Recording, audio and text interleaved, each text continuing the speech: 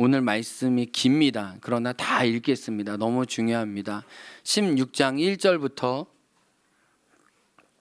16절까지입니다. 우리 형제 한 절, 자매 한 절, 이렇게 16절을 읽을 때 우리 성경책 가지고 있으신 분은 한번 이 관점으로 보십시오. 나오는 인물과 그리고 가장 많이 나오는 단어가 무엇인지, 그리고 가장 많이 나오는 단어를 오늘 이 명절 때 예배 드리는 이때 우리가 적용하면서 누려가길 원하는데, 자, 제일 많이 나오는 단어, 인물들은 도대체 몇 명이나 나오나, 왜 로마서 16장에는 이렇게 수많은 사람들이 기록될 수밖에 없었는지, 그런 궁금증을 가지고 1절부터 16절까지 형제들 먼저 읽습니다. 시작. 내가 갱그레아 교회 일꾼으로 있는 우리 자매 베베를 너희에게 추천하노니, 너희는 주 안에서 성도들의 합당한 예절로 그를 영접하고 무엇이든지 그에게 소용되는 바를 도와줄지니, 이는 그가 여러 사람과 나의 보호자가 되었. 너희는 그리스도 예수 안에서 나의 동역자들인 브리스가와 아굴라에게 문안하라.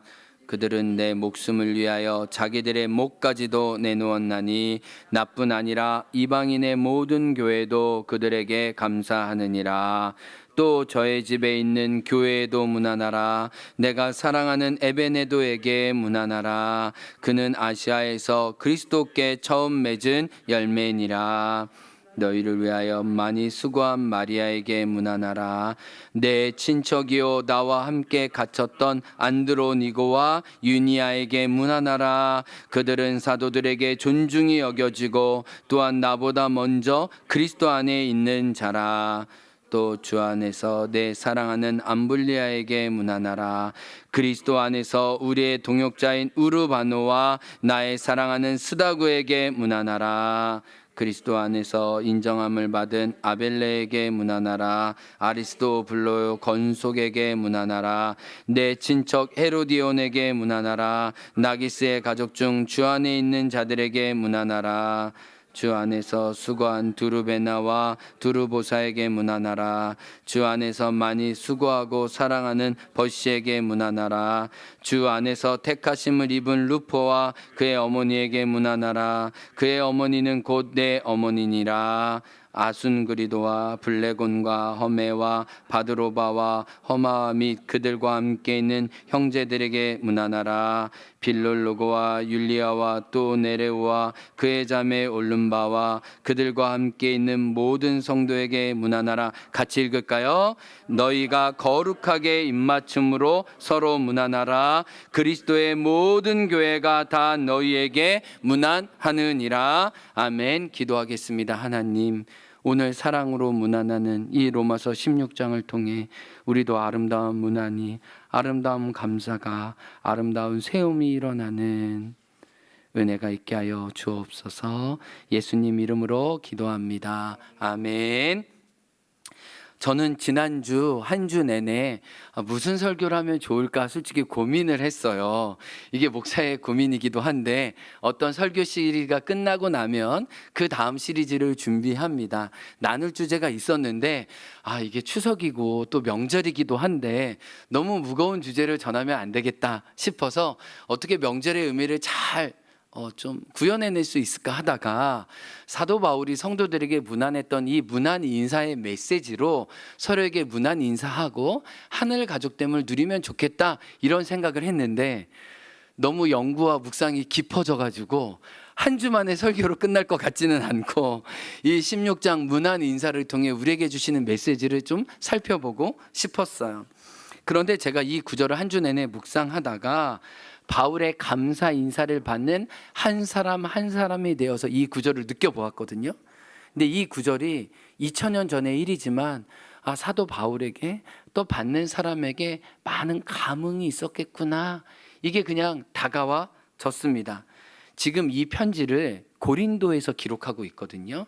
고린도와 이 로마는 이 1195km더라고요. 지금 구글로 쳐보니까. 그러니까 대충 한 1200km 정도 떨어진 곳에 있는 성도에게 편지를 쓰면서 얼마나 수분과 사랑과 친밀함과 기대가 묻어져 있는지 이 인사를 통해 이 보게 되면서 이 관계를 우리가 어떻게 누릴 건가, 이 감사와 이 축복을 어떻게 나눌 건가 생각해 보게 되었습니다. 그러면서 저의 삶에서 나에게 이런 믿음의 인사 또 문안을 나누어줬던 사람이 수많은 사람들이 있지만 선명하게 제 기억에 남아있는 한 사람이 있었습니다. 누구일까요? 추측을 해보면 갑자기 분위기가 안 좋아지는 것 같은데 저의 아내입니다. 저의 아내예요. 근데 이렇게 바울이 누구에게 문안한다, 누구에게 문안한다, 누구에게 감사 인사 이 전하는 걸 보면서 갑자기 저희 아내 이렇게 석사학위 논문이 생각나더라고요. 저희 아내가 석사 논문을 쓸 때 지금은 그러진 못하는데 일주일에 하루만 잤어요. 그래서 제가 그때 그 연애 시절인데 너무 충격을 받아서 어떻게 사람이 일주일에 하루만 잘 수 있냐. 그래서 하루만 길게 자면 공부할 수 있다고 그러더라고요. 그래서 새벽마다 저녁마다 늘 공부했던 삶을 알거든요. 그래서 석사 논문 쓰기까지 굉장히 많이 애썼던 걸 알고 있는데 그 논문에 이 도장이 찍혀지고 이제 패스되고 난 다음에 이 감사의 글을 4장 정도를 논문 앞에 감사의 글을 썼어요. 근데 제가 아내는 잘 모르는 제가 이 논문의 감사의 글에 나온 인물이 총 몇 명인지 제가 성경책처럼 동그라미를 쳐봤거든요. 근데 동그라미를 쳐보니까 이 감사의 글에 31명이 나오더라고요. 31명이. 그래서 엄마, 아빠, 그다음에 지도 교수님, 그리고 뭐 지도 교수님과 함께 공부했던 사람, 또 고향 친구들, 뭐 교회에 우리 함께했던 교사들, 그리고 영광스럽게 마지막 31번째는 누구의 이름이 나왔을까요? 제가 힌트를 보여드렸죠. 마지막 그러니까 32번째는 하나님께 감사를 오로지 드린 거였어요. 하나님께. 근데 하나님 전에 마지막 31번째 저에게 감사 인사를 나누어 주었습니다.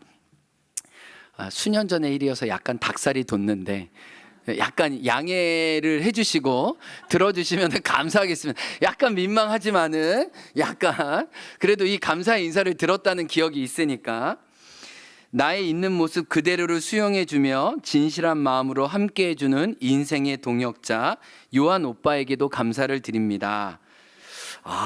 근데 아직 한 줄만 읽었는데 분위기가 굉장히 좋아하는 건지 안 좋아하는 건지. 오빠를 통해서 힘들 때 상대방을 배려하는 것과 없을 때 나누는 삶을 배웠습니다.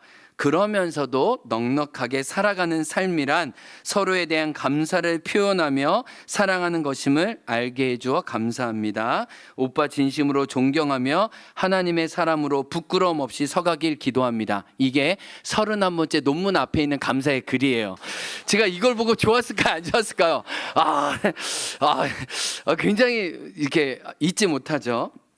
그리고 이제 논문이 딱 출간돼서 나오잖아요. 그리고 그날 저에게 이 논문의 친필로 갈라디아서 2장 20절과 21절 내 안에 사는 것은 그리스도니 나의 죽음도 유익함이라 이 9절 내가 구원받은 것은 율법의 행위로 된 것이 아니라 은혜로 된 것입니다라는 말은 말씀을 적어주고 난 다음에 또 개인적으로 친필로 이렇게 적어주었어요.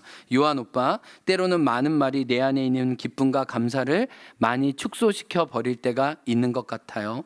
그걸 알면서도 어설프게 표현할 수밖에 없어요. 지금 오빠를 부르면서 딱 그 느낌이에요. 오빠 고마워요. 오빠가 있다는 그 든든함이 이 논문 한 글자 한 글자를 한 페이지 한 페이지를 써 내려가며 마침표를 찍게 해 주었어요. 사랑합니다. 논문 나온 첫날에. 이렇게 박수를 쳐주시는 분은 마음이 굉장히 열려주신 분이고 근데 유독 저에게 들어온 구절이 있었는데 뭐였냐면 함께 있다는 그 든든함이 이 논문 한 글자 한 글자 한 페이지 한 페이지를 써내려가며 마침표를 찍게 해 주었습니다라는 구절이 저에게 다가왔어요. 근데 제가 이 감사의 글을 읽다가 로마서 16장과 함께 맞물려져서 묵상이 되었어요.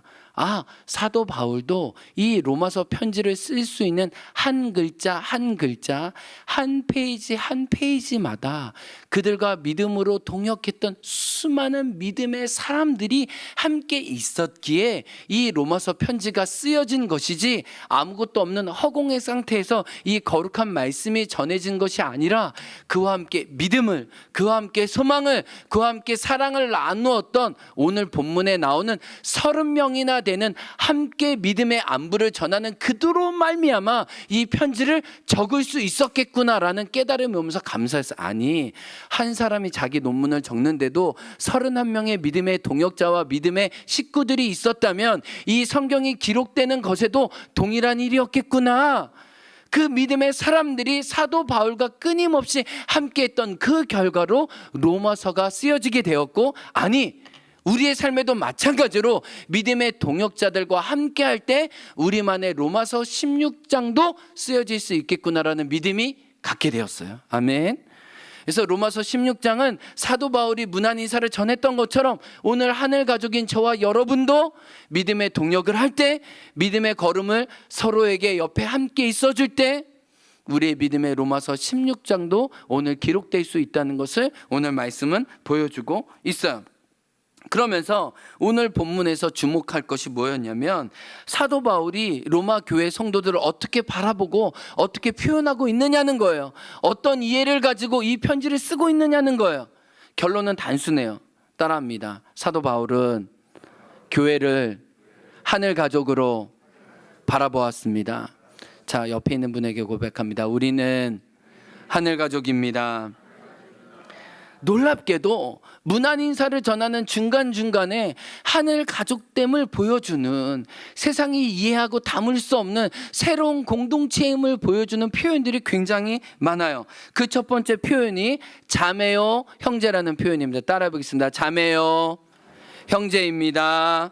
성경책 가지고 있는 분은 1절과 14절에 보면 지금은 우리에게 굉장히 익숙하지만 그때는 굉장히 생소하고 거북하고 사람들이 받아들이기 힘든 표현이 있었는데 바로 자매와 형제라는 표현이에요. 1절에 보면요, 베베를 굉장히 소개하면서 뭐라고 얘기하냐면 우리 자매라고 얘기합니다. 따라해 보겠습니다. 우리 자매. 이 자매라는 표현은 아델프에라는 표현인데 당시에 친자매를 표현하는 말을 교회 베베를 소개할 때 그대로 쓰고 있어요. 이게 굉장히 놀라운 표현입니다. 그냥 같은 한 아버지 밑에서 태어난 자매들끼리만 부르는 단어를 교회 서로 자매들을 부를 때 사용하고 있었다는 거예요. 그러니까 이 표현을 통해 뭐야, 이들은 서로를 가족으로 이해하고 있는 거야? 라고 알 수 있죠. 14절에 보면 뭐라고 얘기하냐면 그들과 함께 있는 형제들에게 문안하라 라고 얘기했는데, 여기서 말하는 형제도 아델푸오인데 아버지 밑에서 태어난 형제들을 일컫는 말이에요. 그러니까 성도들 서로 지칭하는 단어가 혈육인 가족들에게 사용하는 단어였다는 거야. 이미 그 호칭 자체가 한 아버지를 섬기고 있는 우리는 그분의 자녀들입니다 라는 전제가 있어요. 당신의 성별이 어떠하든, 당신의 소속이, 당신의 지위가 어떠하든 우리는 한 아버지 앞에서 동등한 형제요 자매입니다 라는 이해를 가지고 이 성경을 대하고 있다는 것을 알려줘요. 그런데요, 이 말씀이 충격적인 건 뭐냐면 지금은 그래도 우리가 많이 동등하고 수평적인 사회에 살고 있잖아요. 그런데 로마 시대 2000년 전에는요, 저 로마 황제부터 저 노예까지 이 1등부터 저 말등까지 철저하게 순위가 서열이 위계 구조의 사회였어요. 그것을 깨트리는 자는 사회에서 살아남을 수 없었어요. 늘 노예로 살아난 사람들은 죽을 때까지 노예였고요, 이 귀족의 신분은 늘 귀족의 신분으로 살 수밖에 없었다는 거예요. 근데 그 위계 구조와 그 서열이 가득한 사회에서 교회만 올 때마다, 그들이 예배로 모일 때마다 그 위치와 신분을 내려놓고 서로 무엇이라고 고백한 거예요? 우리는 한 하나님을 섬기는 형제요 자매입니다라고 할 때 얼마나 사회적인 충격이 컸을 거예요. 그러니까 이 한 호칭을 통해서만도 우리가 그 당시에 엄청난 전율을 사람들에게 주었다는 것을 알 수 있어요. 그런데 이 형제 자매라는 표현 말고도 더 하늘 가족을 이야기해 주는 표현이 있어요. 제 안에 울림이 되는 구절인데요, 13절이에요. 제 안에 사도 바울에 대한 새로운 이해가 생겼어요. 13절 성경책 있는 분도 한번 읽어보실래요? 시작. 주 안에서 택하심을 입은 르포와 그의 어머니에게 문안하라. 그의 어머니는 곧 내 어머니니라 라고 얘기하고 있어요. 여러분, 사도 바울에게 어머니가 있었습니다. 오늘 본문에서 나오는 이야기는 육신의 어머니를 일컫지 않아요. 성경에서는 사도 바울의 육신의 어머니에 대한, 육신의 아버지에 대한 언급이 나오질 않아요. 그런데 어떤 어머니만 나오냐면 영적 어머니는 나와요. 여러분, 사도 바울에게도 영적 어미가 있었다는 것 아세요? 사도 바울도 믿음의 어머니가 필요했다는 거예요. 자기를 위해서 기도해주고, 자기 위해서 품을 내어주고, 또 만나면 집밥을 내어주는, 자기 곁을 내어주는, 자기를 살게 하는, 자기를 소생시켜주는 그 믿음의 어머니가 사도 바울에게도 필요했다는 거예요. 저는 이 말씀을 묵상하면서 그렇게 강하고 그렇게 하나님을 위해 헌신한 사도 바울도 믿음의 어머니의 사랑을 받고 그의 위치에 있었다면, 우리 한 사람 한 사람도 나의 어머니, 믿음의 어머니가 필요하겠구나라는 마음과, 또 우리 성도님들에게, 특별히 50세 이상 되시는 우리 어르신들에게 마음의 소망과 도전을 드리고 싶었어요. 내가 조금씩 한 해가 더 가면서 나의 영적인 아들들이, 나의 영적인 딸이 더해지기 원합니다. 이 마음의 소원을 갖기 원해요. 사도 바울도 자기가 어머니로 모신 사람이 있었다면 우리도 누군가 품어야 될 영적 아들과 영적인 자녀가 있다는 것을 알려주고, 저는 행원교회에서 5년 10년 함께 믿음 생활하면서 내가 품는 영적인 자녀들, 또 나를 영적인 어미와 아버지로 부르는 그 믿음의 아름다운 연합들이 계속해서 있기를 원합니다. 아멘. 여러분, 이렇게 소망하면 좋겠어요. 내가 믿음의 어머니 되기 원합니다. 내가 품는 사람이 더 많아지기 원합니다. 근데요, 이런 믿음의 사랑을 받았던 사도 바울이 교회들을 세우면서 어떻게 해요? 영적 어미로서 자기의 사랑을 흘려보내주고 있잖아요. 그 표현이 데살로니가전서 2장에 나오잖아요. 내가 유모가 되어 자녀가, 부모가 자기 자녀를 기름같이 내가 너희를 길러주지 않았냐.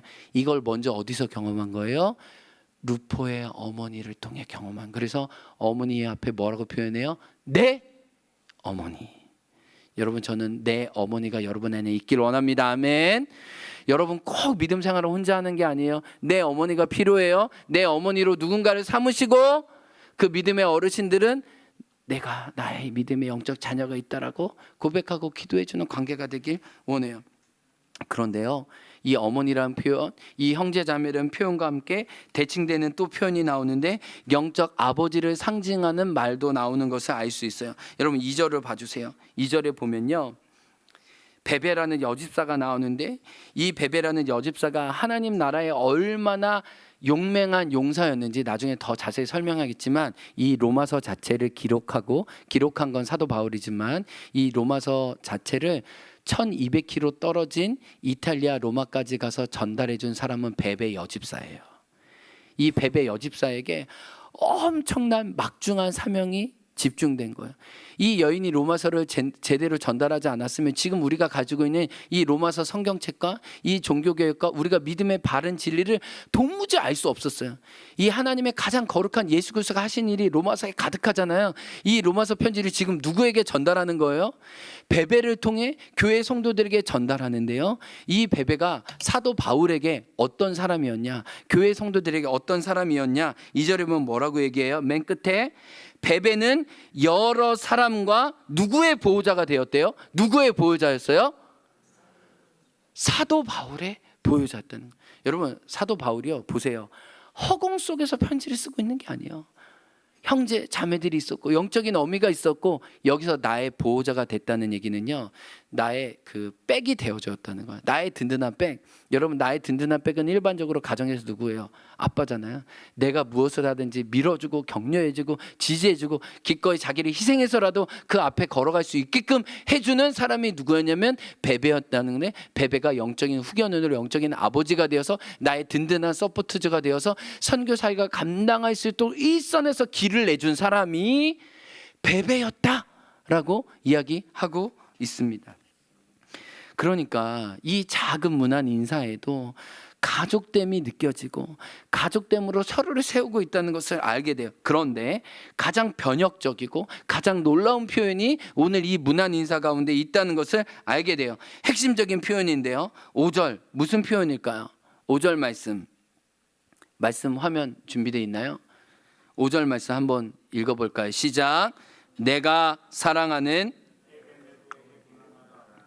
그는 아시아에서 그리스도께 처음 익은 열매니라. 여러분, 에베네도라는 사람은 어떤 사람이었을까요? 오늘 본문에 의하면 사도 바울이 이방인 선교를 하잖아요. 그리고 나중에 로마까지 가잖아요. 이 예루살렘을 떠나서 아시아에서 처음 선교 사역하는데 에베네도는 첫 회심자였다는 거예요. 근데 첫 회심자였던 에베네도가 지금 복음을 따라 어디에 가고 있다는 것을 알게 돼요. 로마에 가서 살고 있다는 것을 알게 되는데 그 믿음의 아름다운 열매 맺었던 그 제자가 지금 로마에 가서도 든든한 일꾼과 동역자로 사역하고 있었다는 거예요. 그러니까 사도 바울이 얼마나 감사했을까요? 디모데처럼 자기의 영적인 아들이 자기를 통해 회심한 사람이 든든한 교회의 일꾼이 되고 있는데 그 에베네도에게 뭐라고 얘기하는 거예요? 나의 사랑하는, 이게 무슨 말이에요? 부모가 자녀에게 하는 말이에요. 그러니까 영적인 부모가 영적인 자녀에게 하는 사랑한다라는 표현이 오늘 9절에도 나오는 것을 알 수 있어요. 그런데 이 사랑한다는 표현이 8절에도 9절에도 나와요. 8절, 내 사랑하는 암블리아에게도 문안하라. 9절 읽겠습니다. 시작. 나의 사랑하는 스다구에게 문안하라. 근데 여기서 사랑하는이라는 말은 사랑받을 만한 가치가 있다, 그만큼 고귀하고 존귀하다라는 호칭이거든요. 근데 놀라운 것은 8절과 9절에 보면 암블리아 스다구가 나와요. 여러분, 암블리아 스다구는 누군지 몰라요. 오늘 성경 본문에 처음 나와요. 그들에 대한 기록은 자세하지 않아요. 그러나 확실히 알 수 있는 게 있어요. 암블리아 스다구는 누구였을까요? 그 당시 로마 노예들의 이름이었다는 거예요. 근데 노예들의 이름, 하찮고 버림받은 그 사람들의 이름 앞에 뭐가 있다는 거예요? 사랑받을 만한 하나님의 형상으로 지어진 존귀한 자들이다 라는 호칭을 특별히 기록해주고 있는 거예요. 가족 대우를 한 번도 받지 못했던 사람들이 교회에 올 때마다 사랑스러운 사람들, 존귀한 자들이라는 엄청난 신분 상승과 하나님의 존귀한 사람으로서 대우를 받았다는 거예요. 우리 한번 따라해 볼까요? 그대는 탁월하다. 당신은 존귀합니다.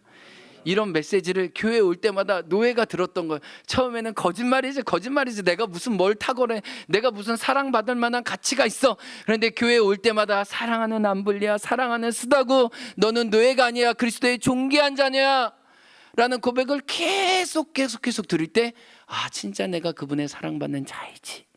그 가족됨에서 그들이 온전히 마음의 구김살을 폈다는 것을 오늘 본문은 보여주고 있어요. 그러니까 여러분, 이 문안 인사는 그냥 문안 인사가 아니에요. 그냥 가족됨이 그냥 절절히 그냥 이 안에 나와. 이제 이 가족됨에 들어오는 사람마다 이 교회 안에서 이 교회가 얼마나 세상과 다른 변혁스러운 공동체인지 알 수 있어요. 그러면 오늘 본문을 살펴보면서 질문할 수 있어요. 이 편지 문안 인사를 받는 도대체 로마 교회 성도들은, 이 편지가 쓰여진 지 예수님 돌아가셨잖아요. 몇 년 안 되고 난 다음, 몇십 년 안 되고 난 다음이잖아요. 그러면 이 당시 로마 인구의 0.00001%밖에 이 성도들이 되지 않았거든요. 물론 250년 후에, 300년 후에는 많게는 3분의 1, 적게는 10분의 1 되는 사람들이 주님께 돌아왔다고 얘기하거든요. 로마 사람들이. 이 당시에는 정말 너무 소수의 사람들이었어요. 그런데 신약학자들은 얘기하기를 이 편지를 받는 로마 교회 성도들의 수가 100명이 안 됐을 거라고 얘기해요. 제가 나중에 설명하겠는데 그 집에 모이는 교회에게 문안하라 하거든요. 이 당시는 다 이런 조직 교회가 아니라 다 가정에서 모이는 교회였어요. 그래서 브리스길라 아굴라에게 모이는 그의 가정에게 문안하라. 너희 집에 모이는 무슨 유대인의 무슨 가정의 교회에게 문안하라. 이 얘기는 다 그들은 교회에서 모였다는 거예요. 그런데 지금 5가정이 나오거든요. 5가정이 나오는데 한 가정당 아무리 많이 쳐도 20명이에요. 그 당시 가옥이 20명 이상 모일 수 있는 집이 없었어요. 그 당시 건축 기술이 크게 있었던 게 아니기 때문에. 그래서 5가정교회 많이 20명을 쳐도 곱하면 뭐예요? 100명 이내의 로마 교회 성도였다는 거예요. 그러니까 이 로마서가 이 수많은 사람들을 위해서 쓰여진 게 아니라 100명 내외 되는 사람들이 복음에 잘 잘할 수 있도록 쓰여진 편지라는 거예요. 그런데 이 100명 내의 구성인들은 도대체 어떻게 되느냐? 이 구성, 이 문안 인사를 찾아보면 우리에게 주시는 메시지를 조금 더 알 수 있다는 거야. 결론적으로 말하면 로마 교회에는 전혀 함께할 수 없는 이질적인 집단들이 모여서 진짜 하나의 가족을 이루었다는 것을 알게 돼요. 이 신약 성경이 로마서가 쓰여질 당시에 누구도 허물지 못했던 세 개의 장벽이 나옵니다. 갈라디아서 3장 28절에 나오는데 그 벽은 뭐였냐면 남자와 여자 성별의 벽이었고요. 종이나 자유자나 사회적인 신분이었고요. 또 하나는 뭐였을까요? 이방인과 유대인, 인종의 벽을 아무도 넘지 못했어요. 근데 갈라디아서 3장 28절에는 그리스도 안에서 너희가 하나와 한 몸이 되었다고 얘기하는데 이 말씀이 오늘 로마서 16장에 이루어지는 것을 보게 돼요. 첫 번째, 여자의 이름이 나오는 것을 알 수 있습니다. 그 당시 여자들은 이름이 허락되지 않았고 이름이 주어지지 않았다는 것을 알게 되는데 그 여인들의 이름이 일일이 열거될 뿐만 아니라 그들이 얼마나 하나님 나라의 존귀한 자인지 남자보다 여자들에 대한 설명이 더 많아. 이전부터 교회는 여전도회가 더 남선교회보다 더 뜨거웠다는 것을 오늘 본문도 알게 돼요. 1절에 나오는 베베, 3절에 나오는 이 아굴라가 나오는데 아굴라는 남편이고 브리스가가 먼저 나와요. 1절 베베, 3절에 브리스가가 나오고 그 다음부터 마리아, 유니아, 드루베나, 두루베사, 버시, 율리오, 네레오, 루포의 어머니까지 이렇게 총 몇 명이냐? 10명의 여자 이름이 언급되고 있어요. 어느 때는 남자보다 더 깊게 나오고 있다는 것을 알게 돼요. 무명이었던 여인들이 하나님 나라에서 얼마나 유명한 사람으로 활약하고 있는지. 그래서 제가 수요 예배 설교를 이미 정했어요. 따라해 보겠습니다. 무명하나 유명하다. 그 당시 여자들은 무명한 존재였어요. 네, 하나님 나라에서 그들이 얼마나 유명한 사람인지 사도 바울은 그 여자 이름을 한 명 한 명씩 다 얘기하고 있어요. 그들이 교회와 이웃들에게 어떤 덕을 미치고 있는지. 놀라운 거예요. 그냥 여자를 그냥 존귀하게 대우할 뿐만 아니라 그들이 하나님 나라를 위해서 얼마나 용맹한 전사인지 막 그들을 엄청 높여주고 있어요. 여인들이 정말 존귀한 사람들이라는 거 알게 돼요. 그리고 또 하나, 아까 전에도 봤지만 눈에 띄는 한 가지 지점이 이 노예 이름이 나온다는 거예요. 그 당시 그 이름을 보면 그가 어떤 위치에 있는지를 알았는데 그 당시 로마 시대에서 흔하게 노예들에게 붙여졌던 이름이 나옵니다. 8절에 암블리아, 9절에 우르바노, 9절에 스다구, 14절에 험에, 15절에 빌럴로고, 율리아. 이 이름은 다 노예가 쓰는 이름이었어요. 근데 그 노예들이 가족이 되어서 형제요, 자매요, 종기 사랑을 받는 자다. 그래서 낮아졌던 그들이 높아졌다는 것을 알게 돼요. 그리고 놀라운 것은 또 하나, 귀족들도 이 100명 안 되는 성도 내에 있었다는 거예요. 이 귀족들이 오늘 본문에만도 3명이 나옵니다. 참 로마의 관점에서 보면 야, 어떻게 이렇게 고귀한 신분이 이 노예들과 함께 하냐라고 낯설 수밖에 없는데 10절에 아리스도블로가 나오죠. 아리스도블로. 이 아리스도블로는 글라우디오 황제의 친구였어요. 황제와 어린 시절 이렇게 같이 밥을 먹었던 사람이었어요. 그러니까 엄청난 인맥과 친분이 있는 사람이죠. 정말 대단히 인정받는 사람이었습니다. 근데 황제의 친구가 지금 교회 가족이 되어서 노예와 함께 성찬을 떼고 함께 식사 교제를 하면서 함께 가족됨을 누리고 있는 거예요. 여러분, 이게 쉬운 일이에요? 이게 지금으로서 우리가 그러려니 하는 일이지만 엄청나게 변혁적이고 놀라운 일이라는 것을 알고 있어요. 11절에 나기수가 나옵니다. 나기수. 뭔가 한 이름에서 뭔가 나기수, 이게 끝발이 있지 않아요? 나기스. 근데 이 나기수는 성경에만 기록된 게 아니고 역사적인 문헌에도 이 나기수의 이름이 있는데 글라우디오 황제 때 큰 영향력을 행사했던 유명인이었어요. 그러니까 정계와 재계를 사로잡는 이 나기수가 놀랍게도 복음을 들고 교회 멤버 안에 왔다는 거예요. 그러니까 이 교회 안에 가정교회로 모일 때 사회적인 명명이었던 자기 이름값을 내려놓고 한 형제요 자매로 자기 이름이 호칭되기를 기꺼이 원했다는 거예요. 나기소뿐만 아니라 15절에 보면 네레오라는 사람이 나옵니다. 이 네레오는 글레메스 집정관의 비서로 요즘으로 말하면 이 정권 실세에서 일했던 사람이라는 것을 알게 돼요. 최고 권력층에서 나라를 주물락 펴락했던 사람이 15절에 나오는 네레오였어요. 그런데 전승에 의하면 네레오가 어떻게 예수님을 믿었냐라는 게 나와요. 이 전승에 보면 네로 황제 때 예수님 믿는 사람을 핍박했잖아요. 그리고 사자밥이 되고 불태워 죽였잖아요. 근데 그 죽음을 기꺼이 맞아들이는 그리스도인들을 보면서 이 네레오가 회심했다는 거예요. 아, 예수님 믿는 사람들의 죽음은 저렇게 영광스럽고 감사로 맞이할 수 있구나라는 걸 깨달으면서 네레오가 정말 예수 그리스도를 그때 영접하고 기독교 신자로 이 로마 안에 계속 존재했다는 것을 알게 됩니다. 그러니까 정리해 보면 뭐예요? 노예와 귀족들이 지금 함께 식사를 하고요. 여성들과 남성들이 하나님 나라를 위해 동역을 하고요. 유대인과 헬라인이 인종적인 구분이 아니라 그들이 서로 존중하며 함께 가족으로 세워져 갔다는 실제가 이 문안 인사를 통해 알 수 있다는 거예요. 여러분 혹시 기억하십니까? 1988년 서울 올림픽 주제가가 뭐였죠? 유재리 집사님 기억 안 나시죠? 1988년 서울 올림픽 우리나라에 일어날 때 굉장히 영광스러웠잖아요. 그때 주제가 뭐였죠? 코리아나가 불렀던 노래 뭐죠?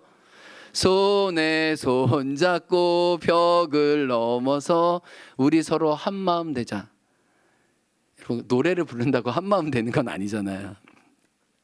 손에 손 잡고 한 마음 되었던 실제가 이 로마 교회 안에 이미 있었다는 거예요. 그런데 여기서 끝이 아니야. 진짜 가족됨을 드러냈던 구체적인 실제 행동이 있었어요. 그게 뭘까요? 오늘 본문 16절에 나와요. 16절에 뭐라고 얘기하냐면 읽어볼까요? 시작. 너희가 거룩하게 입맞춤으로 서로 문안하라. 거룩하게 입맞추라는 거예요. 따라합니다. 거룩하게 입맞추라. 그 당시 입맞춤은요 이렇게 볼을 대는 거였잖아요. 이렇게 볼을 대면서 서로 안부를 전하는 거였어요. 그런데 로마 시대 거룩한 입맞춤은 같은 끼리, 같은 계급끼리, 같은 서열끼리, 같은 부류끼리만 나눴다는 거예요.